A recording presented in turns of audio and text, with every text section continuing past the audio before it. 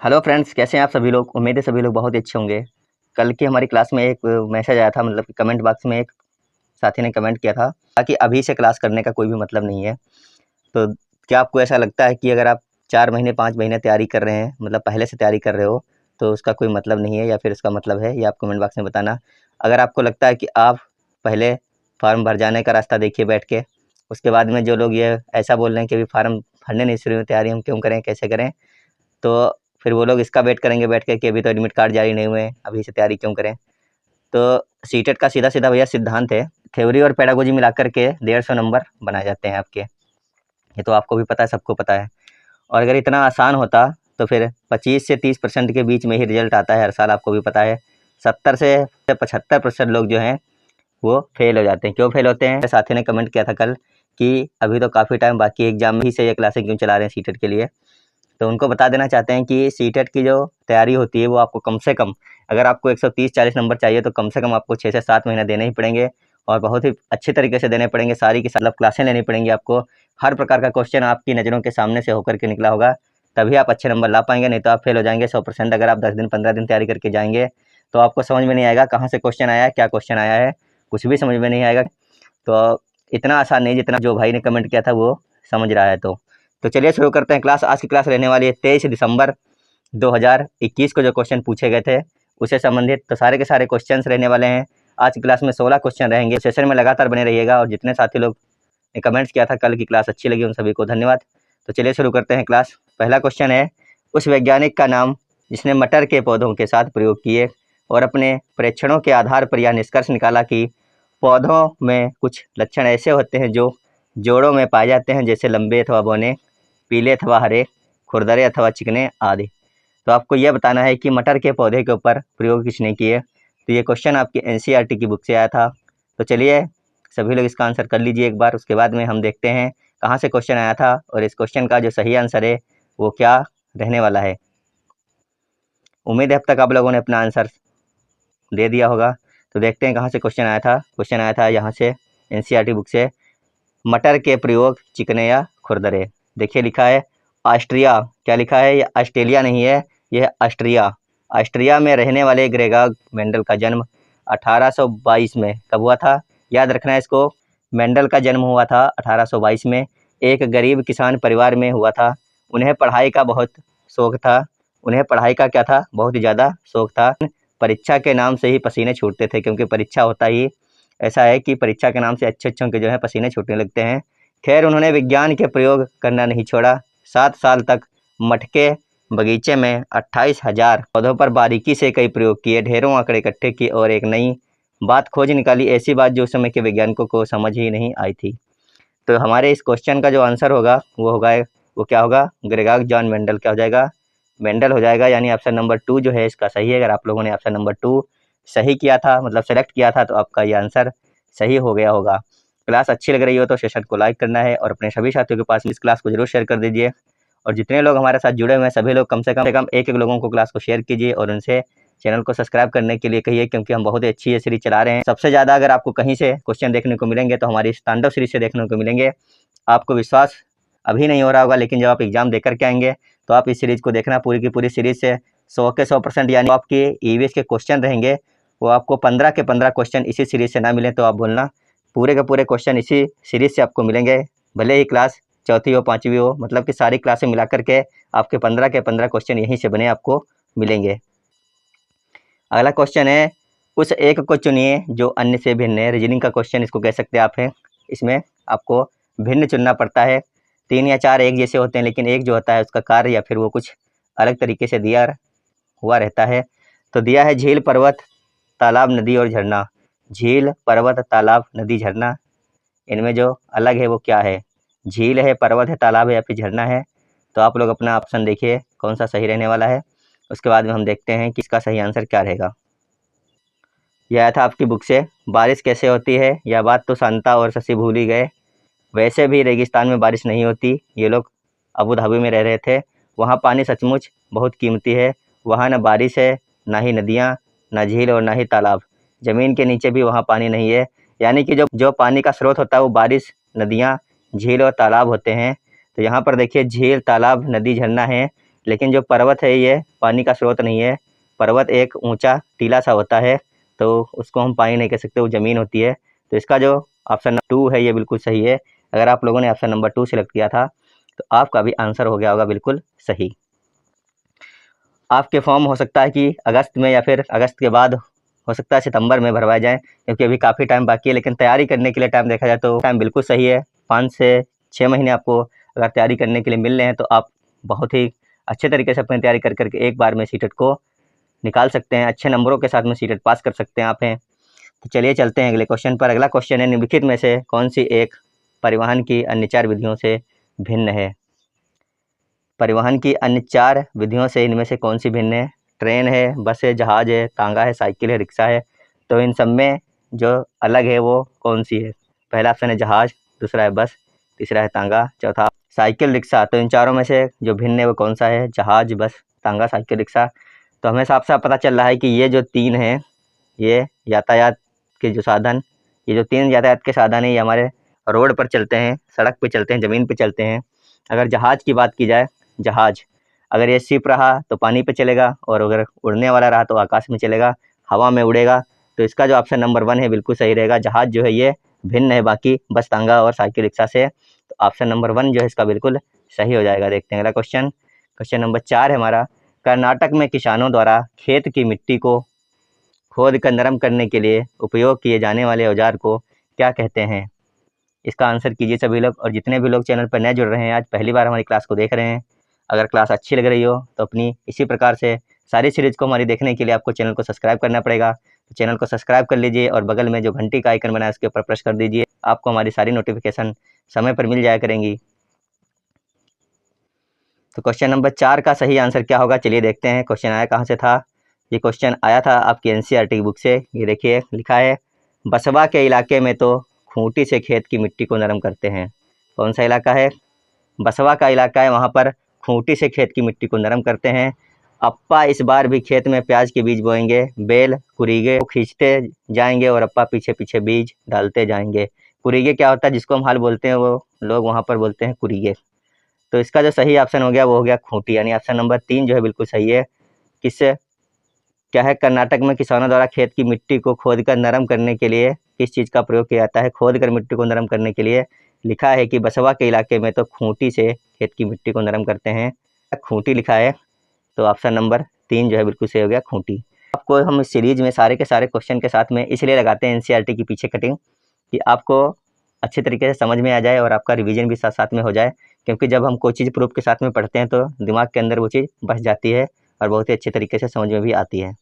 अगला क्वेश्चन है, मिलान करना है आपको कॉलम 1 का कॉलम 2 से। मिलान कीजिए, एक तरफ है उल्लू, रेशम कीट, बाज और सलाथ।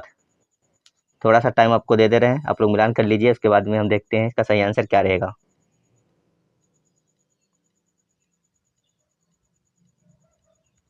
तो एक तरफ है उल्लू, तो उल्लू की जो विशेषता होती है वो क्या होती है? उल्लू की जो आँखें होती हैं, उल्लू पक्षी जिसकी आँखें सामने की ओर होती हैं। ये देखिए, इसका मिलान करना था आपको थर्ड वाले के साथ में। किसके साथ करना है? थर्ड वाले के साथ में। रेशम कीट क्या होता है? रेशम कीट अपनी मादा को रेशम कीट अपनी मादा को उसकी गंध से कई किलोमीटर की दूरी से पहचान लेता है, यानी इसका हो गया ऑप्शन नंबर 4। बाज क्या होता है? हमसे 4 गुनी दूरी से देख सकने वाला पक्षी होता है बाज, इसका हो गया ऑप्शन नंबर 1। उसके बाद में है ऑप्शन नंबर 4 यानी सलाथ। सलाथ दिन के लगभग 17 घंटे वृक्ष की शाखा से उल्टे लटक कर सोता है, तो इसका हो गया ऑप्शन नंबर 2। तो इस प्रकार से आपको मिलान करना था। का 3 और दूसरे का 4 है, सी का 1 है और डी का 2 है। तो इसका ऑप्शन नंबर 3 अगर आप लोगों ने सेलेक्ट किया था, ये वाला 3 वाला, तो आपका सही आंसर हो गया होगा। अब ये सारे के सारे कहाँ से पूछे गए थे? तो एनसीईआरटी की बुक से पूछे गए थे, और काफ़ी फेवरेट टॉपिक एग्जामिनर होता है, ये उसके काफ़ी फेवरेट टॉपिक इसको हम कह सकते हैं। वो कुछ ना कुछ ज़रूर यहाँ से उठाता है। तो आप लोग इसको अच्छी तरीके से पढ़ते रहिए और याद करते चलिए। नहीं याद है अगर आपको तो नोट्स बना लीजिए, और उसमें आप सब कुछ लिख सकते हैं कि किसकी क्या विशेषता होती है। ये दिया है, मैं रेशम का कीड़ा हूँ, मैं अपनी मादा को उसकी गंध से कई किलोमीटर दूर से ही पहचान लेता हूँ। तो आपके क्वेश्चन में यही लिखा है, अपनी मादा को उसकी गंध से कई किलोमीटर की दूरी से पहचानना, यानी कि रेशम कीट का जो कीड़ा होता है वो कई किलोमीटर की दूरी से अपनी मादा को उसकी गंध से पहचान लेता है। उसके बाद में दिया है उल्लू, तो उल्लू की आंखें सामने की तरफ होती हैं, देखिए और बाकी पक्षियों की आँखें जो हैं वो साइड में होती हैं। तो इसका भी हो गया है, जो सही आंसर हमने किया था यही किया था। ये देखिए उल्लू, इसका मिलान किया था तीसरे वाले से। लिखा है पक्षी जिसकी आँखें सामने की ओर होती हैं, तो इसका ऑप्शन था उल्लू, तो इसको हमने ए के साथ मिला दिया था। उसके बाद में जो अगला है वो है सलाथ। तो सलाथ के बारे में देखिए कहीं पे लिखा होगा कि ये 17 घंटे तक सोता है, उल्टे लटक कर मस्ती से सोते रहते हैं। ये लिखा है 17 घंटे, लाल लाल सा ब्रैकेट बना है, लिखा है 17 घंटे पेड़ों से उल्टे लटक कर सोते रहते हैं। तो यहाँ पर भी लिखा था कि 17 घंटे, दिन के लगभग 17 घंटे वृक्ष की शाखा से उल्टे लटक कर सोना। ये देखिए दूसरे वाला जो ऑप्शन है सेकंड वाला, ये देखिए जिसको हम ब्रैकेट में कर रहे हैं, ये देखिए। तो सारे के सारे क्वेश्चन मतलब 15 में से जो होते हैं वो कम से कम 12 से लेकर के 13 क्वेश्चन जो आपके हैं वो बुक से ही मिल जाएंगे आपको देखने को। बाकी एक आध क्वेश्चन मैथ्स का और रीजनिंग का मिला करके हल्का फुल्का डाल दिया जाता है। उसके बाद में आपका देखिए ये दिया है चील और बाज के बारे में। चील, बाज और गिद्ध जैसे पक्षी हमसे 4 गुना दूर से देख पाते हैं, और इसका हमने मिलान भी ऐसे ही किया था। ये देखिए आप लोग सारे के सारे हमने कटिंग लगा रखी है। बाज के बारे में पहला वाला देख लीजिए, ये बाज है और इधर पहले वाले के साथ हमने मिलान किया था। हमसे 4 गुना दूरी से देख सकने वाला पक्षी बाज होता है, चील, बाज और गिद्ध जो हैं। तो ये सारे के सारे मिलान बिल्कुल सही थे। अगर आपने ऑप्शन नंबर 3 सेलेक्ट किया था इसका, तो आपका भी सही हो गया होगा। अब चलते हैं अगले क्वेश्चन पर। अगला क्वेश्चन है क्वेश्चन नंबर 6। निम्नलिखित में से किसे हमारे देश में आने वाले व्यापारी दक्षिण अमेरिका से हमारे देश में लाए थे? दक्षिण अमेरिका से हमारे देश में निम्न में से किसको हमारे देश में लाया गया था? बंद गोभी, टमाटर, मटर और भिंडी। तो आप लोग सब लोग इसको सेलेक्ट कर लीजिए कि आप इसमें सही आंसर क्या करने वाले हैं। दक्षिण अमेरिका से निम्न में से किसको लाया गया था? सभी लोग बताएंगे एक बार कमेंट बॉक्स में। लास्ट में आप बताना 15 या 16 क्वेश्चन, आज की क्लास के 16 क्वेश्चन हैं, आपके 16 में से कितने सही निकले हैं। सभी लोग आंसर दिया कीजिए कमेंट बॉक्स में, और क्लास अच्छी लग रही हो तो लाइक भी करिए। चलिए देखते हैं क्वेश्चन कहाँ से आया था और इसका सही आंसर क्या रह सकता है। उम्मीद है अब तक आप लोगों ने अपना अपना सही आंसर जो है सेलेक्ट ही कर लिया होगा। तो हम देखते हैं अब इसका रहने वाला क्या है। देखिए ये आया था आलू मिर्ची चाय जी, ये कविता है, यहाँ से क्वेश्चन आपका उठाया गया था। लिखा है आलू मिर्ची चाय जी कौन कहाँ से आए जी, 7 समुंदर पार से दुनिया के बाजार से, व्यापार से उपहार से जंग लड़ाई मार से, हर रास्ते से आए जी आलू मिर्ची चाय जी। यहाँ तक तो टमाटर के बारे में हमें कुछ नहीं दिया है। आगे दिया है दक्षिण अमेरिकी मिर्च रानी मसालों की है पटरानी। ये देखिए दक्षिण अमेरिका यहाँ पे दिया है, इसको आप हाईलाइट कर लीजिए। उसके बाद है मिर्च रानी यानी कि मिर्च आई दक्षिण अमेरिका से। और क्या है मूंगफली, आलू, अमरूद धूम मचाते करते उछल कूद। दिया है कि मूंगफली आया है, आलू, अमरूद ये सब कहाँ से आए हैं? दक्षिण अमेरिका से आए हैं। साथ में क्या आया है? टमाटर आए जी, 7 टमाटर आए जी, यानी कि टमाटर भी यहीं से आया है। देखिए लिखा है, ऊपर से फिर से पढ़ते हैं, दक्षिण अमेरिकी मिर्ची रानी मसालों की है पटरानी, मूंगफली, आलू, अमरूद धूम मचाते करते उछल कूद, 7 टमाटर आए जी, आलू मिर्ची चाय जी। तो साथ में टमाटर भी कहाँ से आ गया? दक्षिण अमेरिका से आ गया। तो इसका जो सही आंसर है वो हो जाएगा टमाटर, यानी ऑप्शन नंबर 2। अगर आप लोगों ने भिंडी और मटर ये सब सेलेक्ट किया था तो आपका हो गया गलत, क्योंकि भिंडी कहाँ से आई है? भिंडी है अफ्रीका की। कहाँ की है? अफ्रीका की, इसको याद रखना आप लोग, भिंडी है अफ्रीका की। तो इसका जो सही आंसर था वो है टमाटर। उम्मीद है आप लोगों का सही निकला होगा। आप लोग बताना कि आप लोगों ने क्या सेलेक्ट किया था क्वेश्चन नंबर 6 का। देखते हैं आगे। अगला क्वेश्चन आया था, एक कार एक्स शहर से 7:30 बजे चलकर वाई में 22:30 बजे पर पहुंचती है। यदि दोनों शहरों के बीच की दूरी 540 किलोमीटर है तो कार की औसत चाल क्या होगी? क्वेश्चन आंसर बताइए इस क्वेश्चन का। सभी लोग सेलेक्ट करिए, आप लोग एक बार इसको लगाना है, इसको आप लोग स्क्रीनशॉट ले लीजिए रोक कर वीडियो, और आप लोग इसको लगा करके बाद में बताना कि आपका सही निकला है फिर नहीं निकला। फिलहाल इसका जो ऑप्शन नंबर 4 है 10 मीटर पर सेकेंड, यही बिल्कुल सही आएगा। अगर आप लोग इसका निकाल पा रहे हैं 10 मीटर पर सेकेंड, तो आपका यही आंसर रहने वाला है क्वेश्चन नंबर 7 का। अगला है मधुमक्खियों के बारे में नीचे दिए गए कथनों पर विचार कीजिए। जो मधुमक्खियाँ होती हैं उनके बारे में नीचे कुछ कथन हमें दिए गए हैं, 5 कथन दिए गए, इनके ऊपर आपको विचार करना है। तो चलिए सबसे पहले इनके बारे में हम पढ़ लेते हैं, उसके बाद में हम इनके जो कथन है हम उनको पढ़ेंगे, क्योंकि हमें थोड़ी जानकारी होनी चाहिए। तो चलिए सीधे चलते हैं एनसीईआरटी की बुक से, जहाँ से क्वेश्चन उठाया गया था वहाँ से पहले हम पढ़ेंगे इनके बारे में, उसके बाद में ये सारे के सारे ऑप्शन पढ़ेंगे, फिर देखेंगे कौन से गलत हैं और कौन से सही हैं। सबसे पहले देखते हैं, हर छत्ते में एक रानी मक्खी होती है जो अंडे देती है। छत्ते में कुछ नरमक्खी भी होते हैं। नोट करते चलिए सब कुछ, देखिए साथ साथ में याद भी करना है आपको कि हर छत्ते में एक रानी मक्खी होती, कितनी होती है? एक होती है, जो अंडे देने का काम करती है। हर छत्ते में कुछ नरमक्खी भी होते हैं। छत्ते में बहुत सारी काम करने वाली मक्खियाँ भी होती हैं। कितनी होती हैं? बहुत सारी होती हैं काम करने वाली मक्खियाँ। ये दिन भर काम करती हैं, शहद के लिए फूलों का रस ढूंढती हैं। जब किसी मक्खी को रस मिल जाता है तो वह एक तरह का नाच करती है, उससे दूसरी मक्खियों को पता चल जाता है कि रस कहाँ है। वे रस से शहद बनाती हैं। छत्ता बनाने का काम भी इन्हीं का होता है और बच्चों को पालना भी। ये ना हो तो न छत्ता बने और ना ही शहद इकट्ठा हो। शहद के बिना छत्ते की सारी मधुमक्खियाँ भूखी रह जाती हैं। नर मक्खी छत्ते के लिए कुछ खास काम नहीं करते। अनीता होलसेलर बनना चाहती है, जिससे वह मधुमक्खी पालने वाले शहद को सही कीमत दिलाने में मदद कर सके। देखते हैं, अब हम क्वेश्चन को पढ़ते हैं। क्वेश्चन है, प्रत्येक छत्ते में एक रानी मक्खी होती है जो अंडे देती है। अभी हमने पीछे पढ़ा है, ये देखिए लिखा है, हर छत्ते में एक रानी मक्खी होती है जो अंडे देती है। कथन बिल्कुल सही है, प्रत्येक छत्ते में एक रानी मक्खी होती है जो अंडे देने का कार्य करती है। दूसरा कथन लिखा है, एक छत्ते में केवल कुछ नर मक्खियाँ होती हैं। देख लेते हैं, लिखा है छत्ते में कुछ नर मक्खी भी होते हैं। कुछ नर मक्खी होते हैं, यानी इसका दूसरे वाला भी जो है वो हो गया सही। दूसरे वाला भी इसका सही है, एक छत्ते में केवल कुछ नर मक्खियाँ होती है, भी सही है। आगे है तीसरे वाला, सी वाला है, नर मक्खियाँ छत्तों के लिए बहुत महत्वपूर्ण होती हैं। तो हम इधर देखते हैं ऐसा कुछ है या फिर नहीं है। नर मक्खियाँ जो हैं छत्ते के लिए बहुत महत्वपूर्ण होती हैं, ऐसा कहीं पर इसमें दिया नहीं गया है, यानी इसका ऑप्शन नंबर सी जो है वो जो है गलत हो जाएगा। सी को हम काट देंगे। उसके बाद दिया है डी वाला, डी है, छत्ते में अधिकांश मक्खियाँ काम करने वाली मक्खियाँ होती हैं। तो ये भी सही है, क्योंकि छत्ते के अंदर जो मक्खियाँ होती हैं अधिकांश वो काम करने वाली होती हैं। ये दिन भर काम करती हैं, ये देखिए लिखा है मक्खियाँ होती हैं, बहुत सारी काम करने वाली मक्खियाँ होती हैं, दिन भर काम करती हैं। अब आगे देखते हैं क्या दिया है। ऑप्शन नंबर ए दिया है, नर मक्खियाँ शहद एकत्र करती हैं। तो ये हो गया गलत, नर मक्खियाँ शहद एकत्र नहीं करती हैं।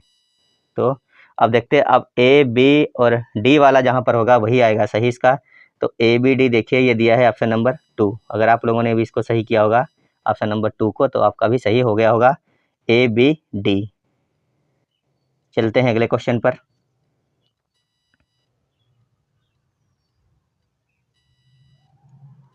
अगला क्वेश्चन है क्वेश्चन नंबर 9।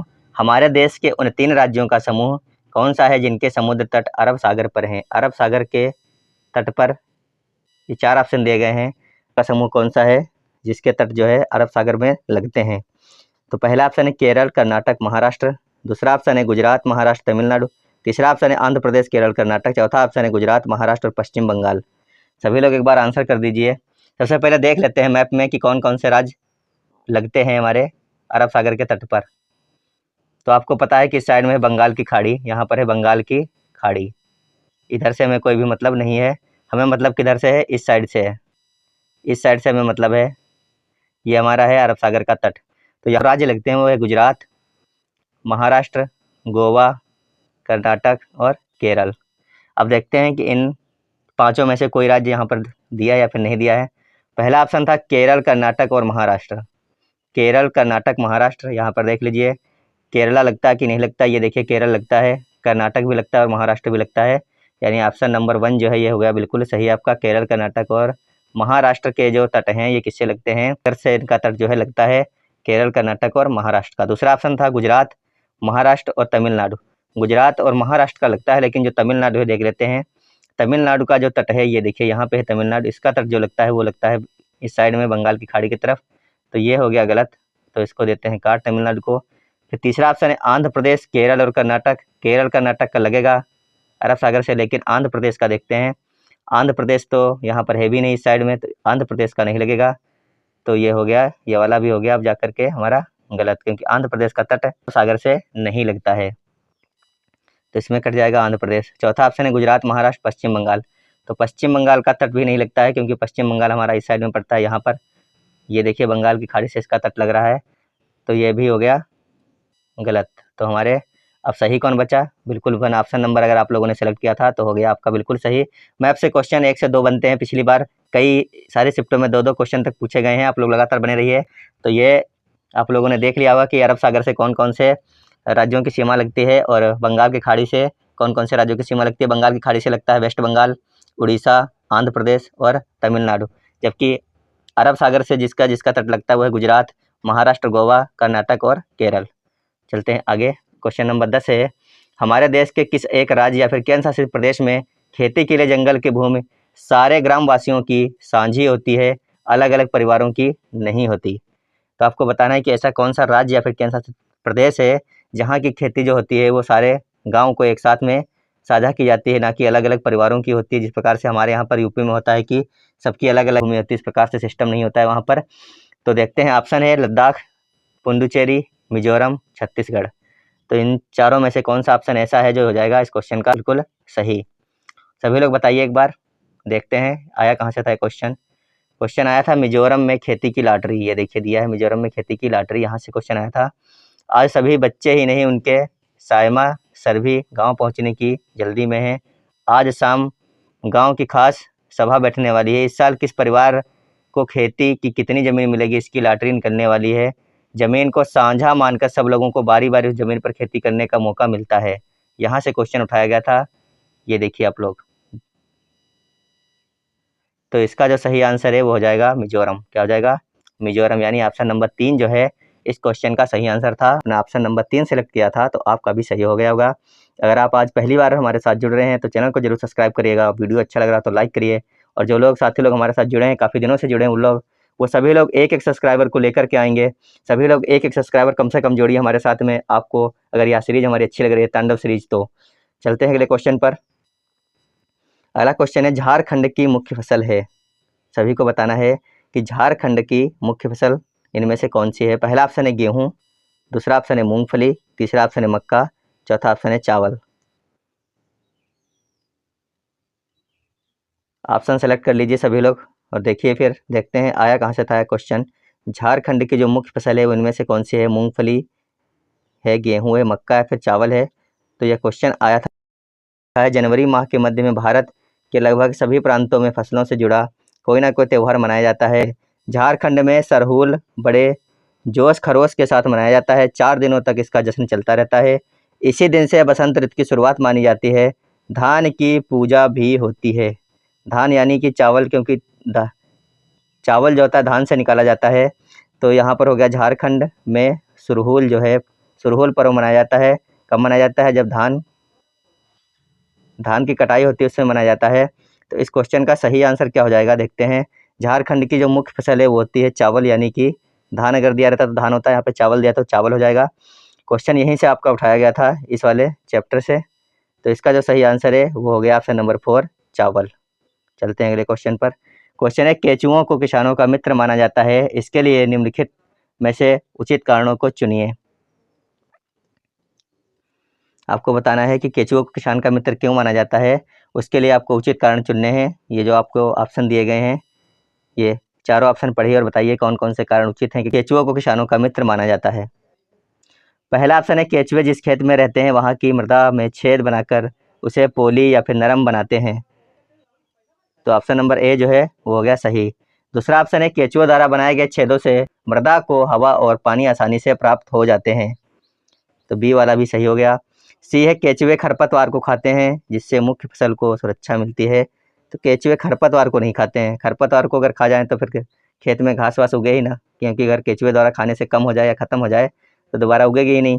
उसके बाद में है मृत पत्तियों और पौधों को खाते हैं। केचुए के मल मृदा को अधिक उपजाऊ बनाते हैं। हाँ, ये बात जरूर सही है। डी वाला ऑप्शन सही है कि मृत पत्तियाँ जो होती हैं, जो गिर जाती हैं फसल से टूट कर सड़ जाती हैं, और पौधों को खाते हैं, जो पौधे टूट के गिर जाते हैं। आपने देखा होगा खेतों में कई सारे ऐसे पौधे होते हैं जो नीचे गिर जाते हैं और उसके बाद सूख जाते हैं, तो उनको खाते हैं केचुए, और उसके मल जो होता है वो उपजाऊ होता है मिट्टी के लिए काफ़ी। तो ऑप्शन नंबर ए, बी और डी अगर आप लोगों ने सेलेक्ट किया था, यानी कि 4 वाला अगर आप लोगों ने सेलेक्ट किया तो आपका सही हो गया होगा। बाकी अगर आप लोगों ने इसके अलावा कुछ सेलेक्ट किया था तो आपका हो गया गलत। ये क्वेश्चन आया कहाँ से था, तो एक बार हम लोग इसको देख चुके थे। ये देखिए, देहरी गाँव भास्कर भाई की बाड़ी से क्वेश्चन आया था। लिखा है उनकी ज़मीन उपजाऊ बनती है जड़ों, पत्तों, शाखाओं के सड़ने से और केचुओं से। किसके से? केचुओं से। और पत्ते जब जो उनके खेत में पत्ते, जड़ें और शाखाएं सड़ती हैं उससे। ध्यान से ज़मीन को देखो तो केचुए दिखे। कितने सारे केचुए केचुए थे, पूरे फार्म में शायद लाखों होंगे। भास्कर भाई ने बताया ये केचुए ज़मीन में छेद बनाते रहते हैं। क्या बताया? कि केचुए जो हैं ज़मीन में छेद बनाते रहते हैं, जिससे ज़मीन पोली हो जाती है। इन केचुओं के मल से ज़मीन उपजाऊ बनती है। फिर प्रवीण ने शहर में रहने वाले अपने चाचा के बारे में बताया।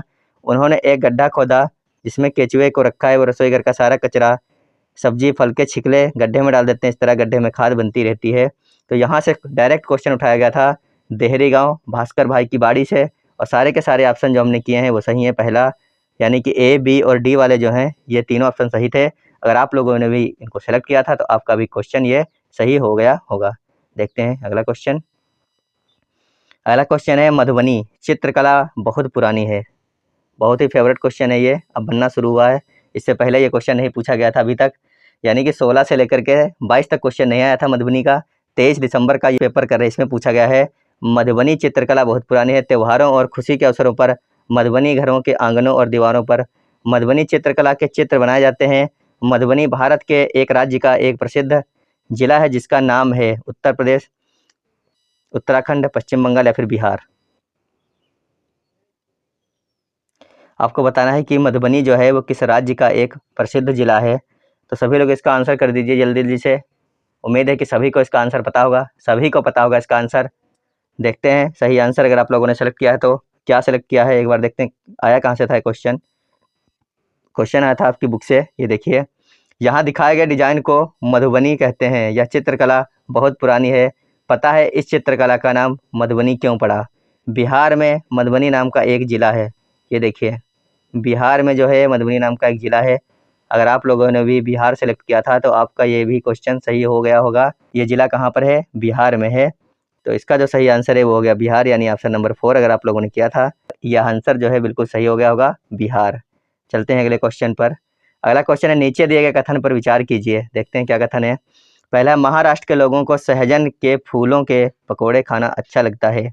दूसरा ऑप्शन है जम्मू और कश्मीर के लोग केले के फूलों की सब्जी पसंद करते हैं। तीसरा ऑप्शन है उत्तर प्रदेश में रहने वाले लोगों को कचनार के फूलों की सब्जी पसंद है।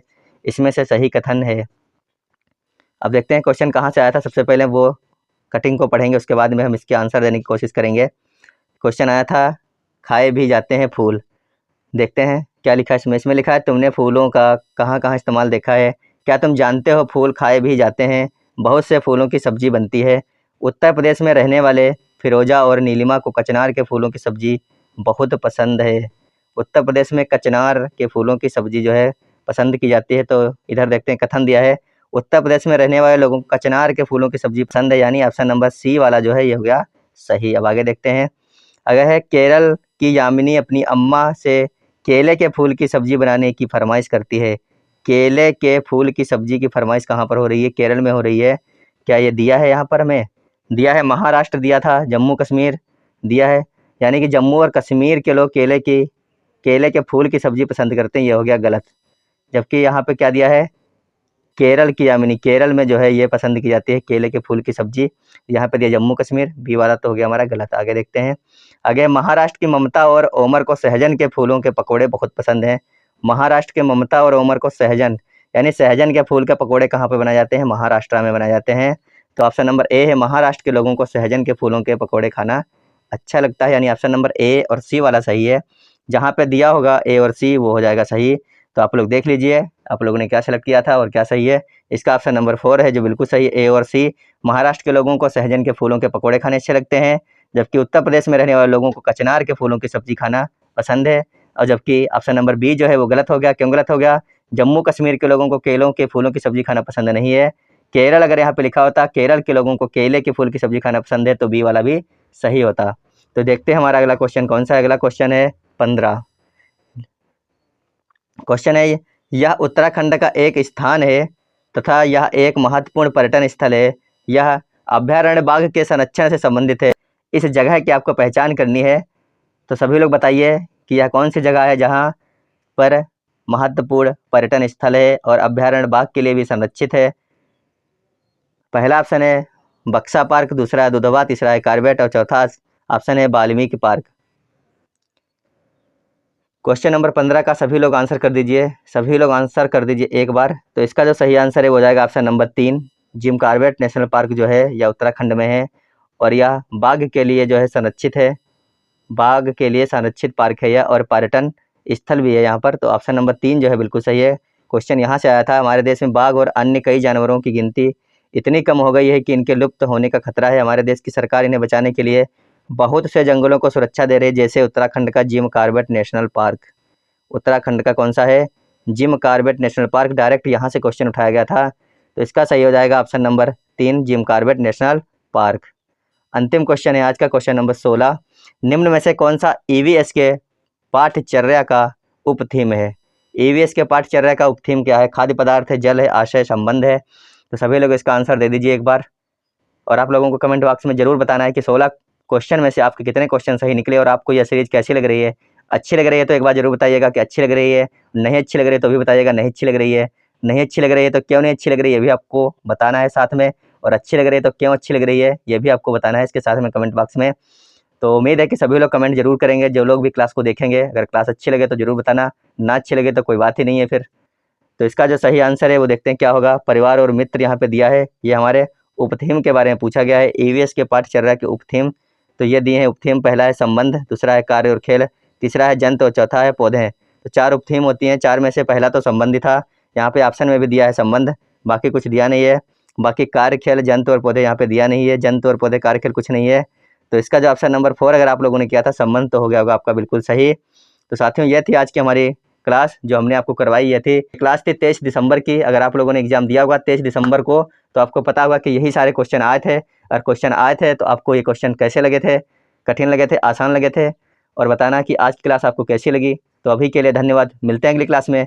जब तक आप लोग स्वस्थ रहिए, मस्त रहिए और अपनी तैयारी को करते रहिए। धन्यवाद, बाय बाय।